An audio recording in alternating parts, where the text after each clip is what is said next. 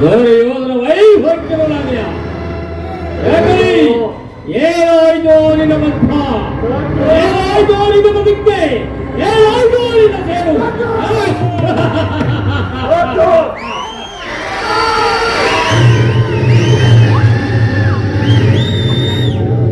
ನೀವು ಹಾಗ ಕಷ್ಟದ ಶತ್ರುವಿಯ ಕೇಕೆ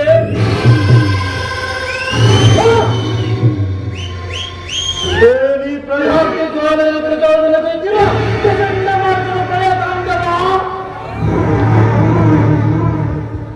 ಅಖಂಡ ಬರೆದ ಖಂಡಕ್ಕೆ ಕುಹಕ ಕೂಡದ ಕುಕ್ಷಿಪದ ಪ್ರವೀಣ ವಾತ್ಸರ್ಯದ ಮಹಾನಿಪುಣ ಈ ಸೌಬಲ ರಾಜ ಶಕುನಿಯೊಡನೆ ನಿಮ್ಮವರೆಲ್ಲ ಸತ್ತು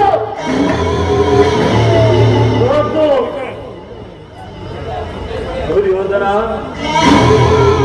ಅಪಜಯದ ಹಟ್ಟಾಸದ ಅಪಮೃತ್ಯುವಿಗೆ ಮಂಗಳವನ್ನು ಹಾಡಿ ಆ ನನ್ನ ಗಾಂಧಾರ ವಂಶವನ್ನು ತೊರೆದು ಅದೇ ವರ್ಷಗಳು ಕಳೆದು ಗೊತ್ತೇ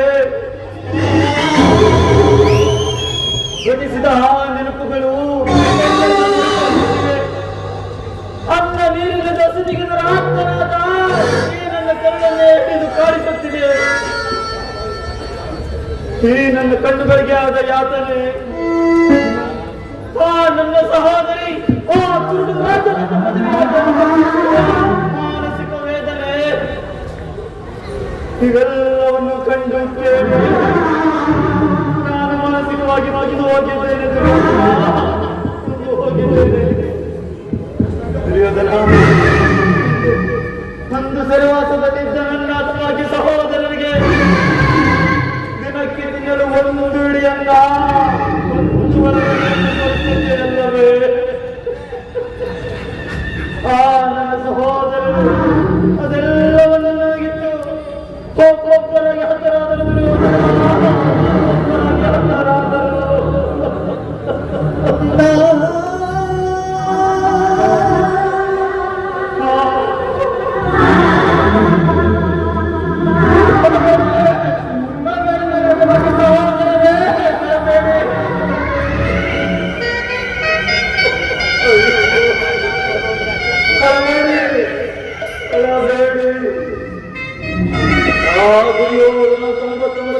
ಸಹೋದರ ಚಿನ್ನ ಮುಂಡಗಳಿಂದ ನರಕದಲ್ಲಿ ನಿಮಗೆ ನಿರಾಂಜನ ಮಾಡಿಸುವರು, ನಿರಾಂಜನ ಮಾಡಿಸುವರು. ದುರ್ಯೋಧನ ಒಂದು ಸೆರೆವಾಸದಲ್ಲಿದ್ದ ನನ್ನ ಭಾಗ್ಯ ಸಹೋದರರಿಗೆ ದಿನ ಒಂದೆರಡನ್ನು ನೀಡುತ್ತಿದೆಯಲ್ಲ, ನನ್ನ ಸಹೋದರರು ಅದೆಲ್ಲವನ್ನು ನನಗಿತ್ತು ಒಬ್ಬೊಬ್ಬರಾಗಿ ಹತರಾದರು. ದುರ್ಯೋಧನ ಒಂದು ಸೆರೆವಾಸದಲ್ಲಿದ್ದ ನನ್ನ ಭಾಗ್ಯ ಸಹೋದರರು ಹತರಾದರು. ದುರ್ಯೋಧನ ಒಂದೇ ನೀರಿನ ಕಾಲನ್ನು ಮೂಲ ಮಾಡಿಕೊಂಡು ನಾಡಿನ ಹೆಜ್ಜೆ ಹೆಜ್ಜೆಯಲ್ಲಿ ನನ್ನ ಸಹೋದರ ಸಾವಿನ ನೋವನ್ನು ನೆನೆಯುತ್ತಾ ನನ್ನ ಸಲಹೆಯಂತೆ ನಿನ್ನನ್ನು ಬರಿಗಡೆದು ಹಸ್ತಿನಾವತಿ ಅಡ್ಡದಾಡಿಗಳೆದು ನಿನ್ನನ್ನು ನಿನ್ನ 99 ಮಂದಿ ಸಹೋದರರನ್ನು ಇದೇ ಹಸ್ತಿನಾವತಿಯನ್ನು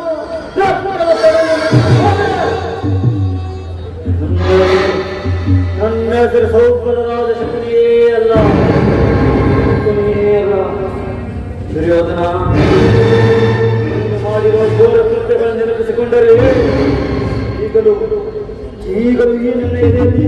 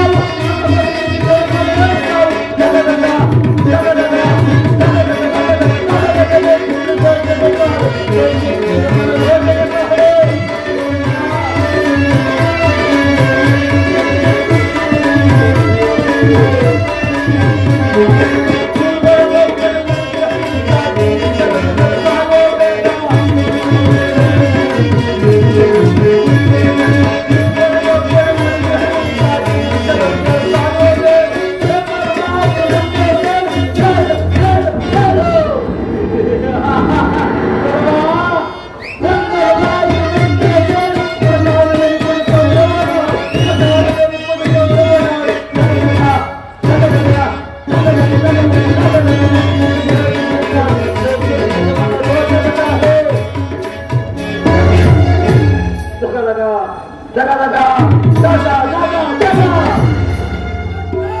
ದುರ್ಯೋಧನ, ನಾನು ಕೂಡ ನಿನ್ನಂತೆ 99 ಮಂದಿ ಅನುಜರನ್ನೊಳಗೊಂಡು ಸಮಸ್ತ ಸಾಮಂತರಾಗರಿಂದ ವರೆಸಿಕೊಂಡು ಏಕಚಕ್ರಾಧಿಪತ್ಯವನ್ನು ಸ್ಥಾಪಿಸಿ ರಾಜ್ಯಭಾರ ಮಾಡಬಹುದಾಗಿತ್ತು.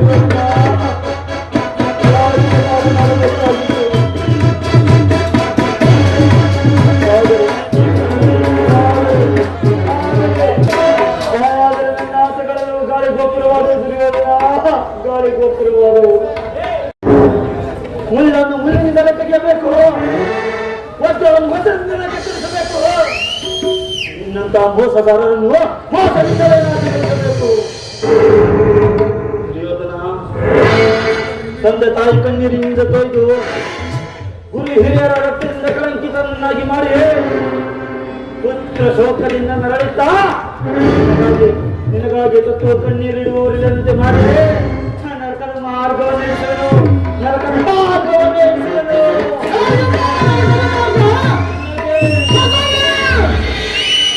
ಅಲ್ಲವಯ್ಯ, ನಿನಗೆ ದಾಯಾದಿಗಳನ್ನು ಪಾಂಡವರಿಗೆ ವಿಶ್ವಸಭೆ ಏಕಯಷ್ಟು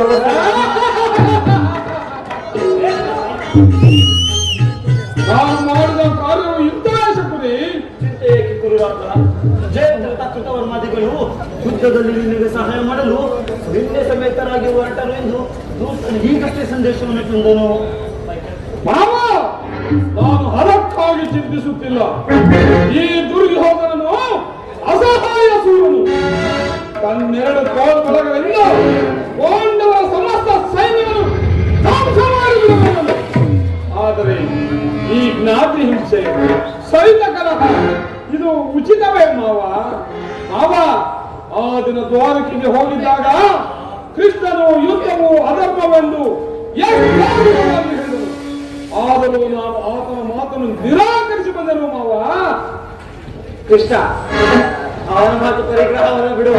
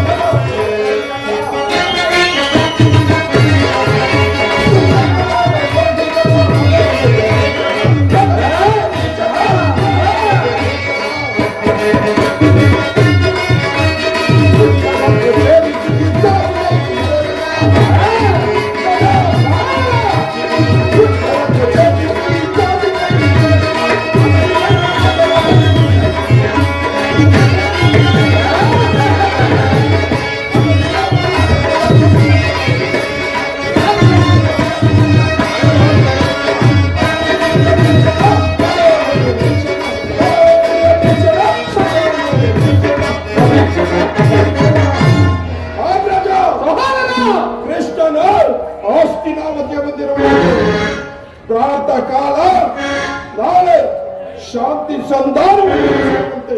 ಏನು? ಕೃಷ್ಣನು ಹಸ್ತಿನಾವತಿಯಲ್ಲಿ ನಡೆಯ ಸಹೋದರ ನಡೆ ಅದಕ್ಕೆ ಸತ್ಕಾರಕ್ಕೆ ಸಿದ್ಧನಾಗು. ಕೃಷ್ಣನು ನಮ್ಮ ಸತ್ಕಾರವನ್ನು ನಿರೀಕ್ಷಿಸಿದ ಆಗಲೇ ರಾಜಸಭೆಯನ್ನು ದಾಟಿ ಆ ದರಿದ ಮುರುಗನ ಜಾಪಡಿಯನ್ನು ಆಶೀರ್ವದಿಸುತ್ತೆ. ಇದು ಎಷ್ಟೊಂದು ಹವಗಳನ್ನ, ಇದು ಎಷ್ಟೊಂದು ಹವಗಳನ್ನ. ಇದು ಅವಹೇಳನವಲ್ಲ ಸಹೋದರ. ಕೃಷ್ಣನು ಭಕ್ತ ಪರವಾದಿರು. ಆತನಿಗೆ ವಿದುರನಿಗಿದ್ದ ಭಕ್ತರು ಮತ್ತೇರಿರುವರು. ಈ ದಿನ ಭಕ್ತನ ಸತ್ಕಾರವನ್ನು ಸ್ವೀಕರಿಸಿ ನಾಳೆ ನಮ್ಮ ಮಂದಿರಕ್ಕೆ ಬರುವನು. ನಡೆ ಸಹೋದರ, ನಡೆ ಅದಕ್ಕೆ ಸತ್ಕಾರಕ್ಕೆ ಸಿದ್ಧನಾಗು. ಅಗ್ರಜ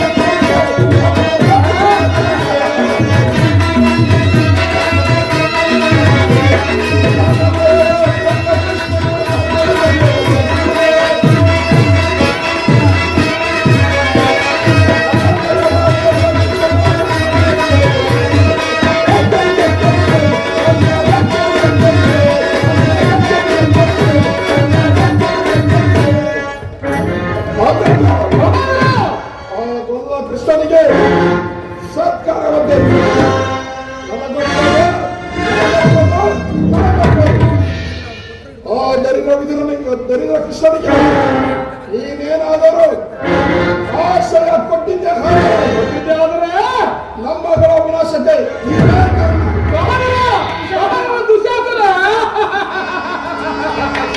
ನೋಡಿದೆ ಅಮ್ಮವ್ವ, ಮದಗಜಗಳು ಎಷ್ಟಿದ್ದರೇನಂತೆ ಈ ಸಿಂಹಕ್ಕೆ ಸಾಧ್ಯ ಮಾವ.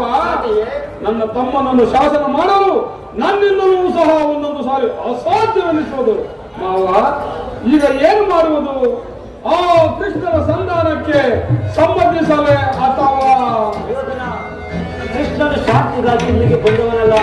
ಹಾಗೇನಾದರೂ ಬಂದಿದ್ದರೆ ನೀನು ರಾಜ ವೈಭವವನ್ನು ದೃಢೀಕರಿಸಿ ಆ ದಾಸಪುತ್ರನ ಮೃತ ಜೋಪಡಿಯನ್ನು ಆಶ್ರಯಿಸುತ್ತಿದ್ದಾನೆ. ಸಹಿಸಲಾರದ ಅಪಮಾನ. ಈ ಅಪಮಾನವನ್ನು ಹೇಗೆ ತಾನು ಸಹಿಸುವ ಸುಯೋಧನ?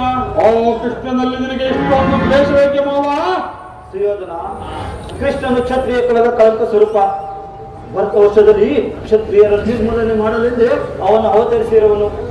ಯಾರು ಅವನನ್ನು ಭಗವಂತನೆಂದು ಪೂಜೆ ಮಾಡುವರೋ ಅವರನ್ನೇ ನಿರ್ನಾಮ ಮಾಡುವರು. ಕಂಸ, ಶಿಶುಪಾಲ, ಜರಾಸಂಧ ಅವರೆಲ್ಲ ನಿಮಗೆ ಎಂತಹ ಮಿತ್ರರಾಗಿದ್ದರು? ಒಳ್ಳೆಯ ಮಿತ್ರರಾಗಿದ್ದರು ಮಾವ. ಕಾರಣವಿಲ್ಲದ ಕಂಸನನ್ನು ಕೊಂದು ಮರಳು ಮರಳಾದ ಉಗ್ರಸೇನನ್ನು ನೆಪ ಮಾತ್ರಕ್ಕೆ ಸಿಂಹಾಸನದಲ್ಲಿ ಕೂರಿಸಿ ಸಹೋದರರಿಗೆ ಸುರಪಾನದಿಂದ ಪಾವನಮತ್ತರನ್ನಾಗಿ ಮಾಡಿ ರಾಜ್ಯ ಲಕ್ಷ್ಮಿಯನ್ನು ತಾನು ವಶಪಡಿಸಿಕೊಂಡು ಅಂತವನಿಗೆ ಮನ್ನಣೆ ಕುರಾಗ. ಹಾಗಾದರೂ ಆ ದಿನ ನನ್ನನ್ನು ದ್ವಾರಕೆಗೆ ಹೇಗೆ ಕಳುಹಿಸಿದ್ದೆ? ಅವನಂತ ಗೋಪಾಲನ ಮನೆಯ ಬಾಗಿಲಲ್ಲಿ ಸಹಾಯವನ್ನು ಯಾಚಿಸುವುದು ಈ ದುರ್ಯೋಧನಿಗೆ ಉಚಿತ ಕಾರ್ಯವಾಗಿತ್ತೇ ಮಾವ. ಸುಯೋಧನ, ಅದಕ್ಕೊಂದು ಉದ್ದೇಶವಿತ್ತು. ಏನದು ಮಾವ?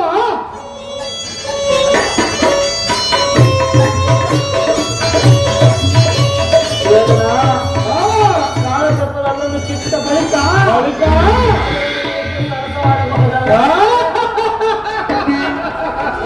ಕೃಷ್ಣನಿಗಿಂತ ಅವನು ವಿಜಯೋನ್ಮತ್ತ ಯಾದವ ಸೈನ್ಯ ಹೆಚ್ಚು ಅವಶ್ಯಕವಾಗಿತ್ತು.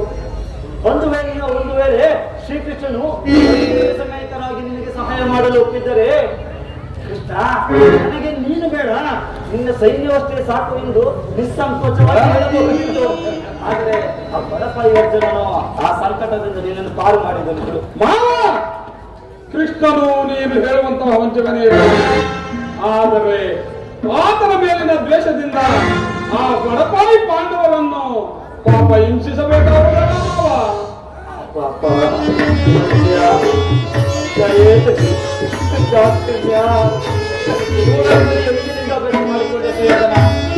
ಪಾಂಡವರನ್ನು ಬೇರೆ ಮಾಡಲಾಗಿದೆ. ಏಕೆ? ಅವರೆಲ್ಲರೂ ಕೃಷ್ಣನ ಆಜ್ಞಾಧಾರಕರು. ಇರಬಹುದು. ಕೃಷ್ಣನು ಎಲ್ಲಿರುವರೋ ಪಾಂಡವರು ಅಲ್ಲೇ ಇರುವರು. ನೀನೇನಾದರೂ ಕೃಷ್ಣನ ಸಂಧಾನಕ್ಕೆ ಸಂಬಂಧಿಸಿ ಅರ್ಧ ರಾಜ್ಯವನ್ನು ಕೊಟ್ಟಿದ್ದೆಯಾದರೆ ನಿನ್ನ ತಮ್ಮ ಹೇಳಿರುವುದರಲ್ಲ, ನಿನ್ನ ಸರ್ವವಿನಾಶ. ಪಡೆಯಾಗಿ ಸೋತಾಗಲೇ ಹಕ್ಕು ನಷ್ಟವಾಯಿತು. ಪುನಃ ಅದನ್ನು ಕೇಳಿಕೊಳ್ಳುವುದಿಲ್ಲರೇನಯ್ಯ.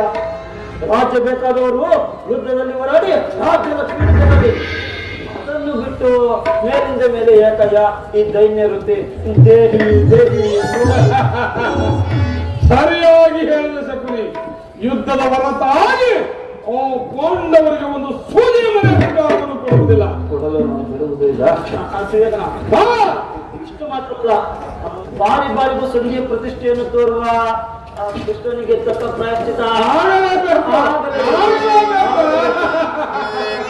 ಈ ವಿಚಾರದಲ್ಲಿ ಏನು ಮಾವ?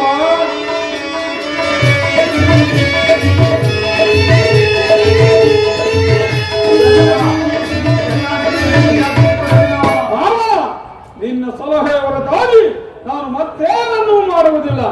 ಬಿಡುವುದೂ ಇಲ್ಲ.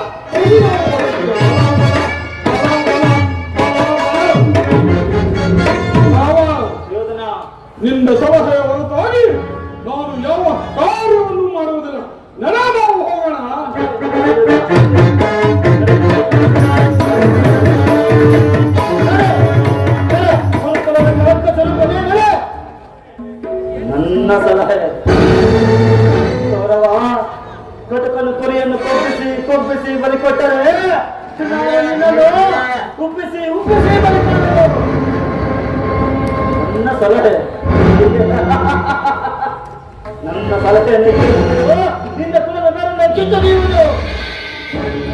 ಕೆಲವು ಕುರುಡು ರಾಜನ ಮಗನೇ ಎಂದು ನಾನು ನಿನ್ನಪ್ಪನ ಮನೆಗೆ ಕಾಲಿಟ್ಟರು ತಂದೆ ಅವನೇ ಕಾಜುವಕ್ಕ ಗೂಡಾಯಿತು,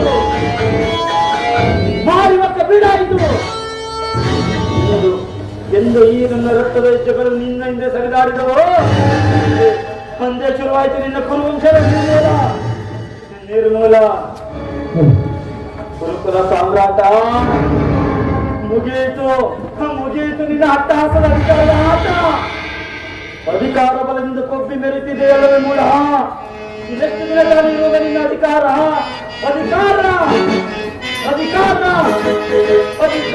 ಬಲದಿಂದ ಕೊಬ್ಬಿ ಮೆರೆಯುವ ಆ ಬಿಂಬಕ್ಕೆ ಬಲಿಯಕೊಟ್ಟು ನಾವು ನೋಡುವೆ.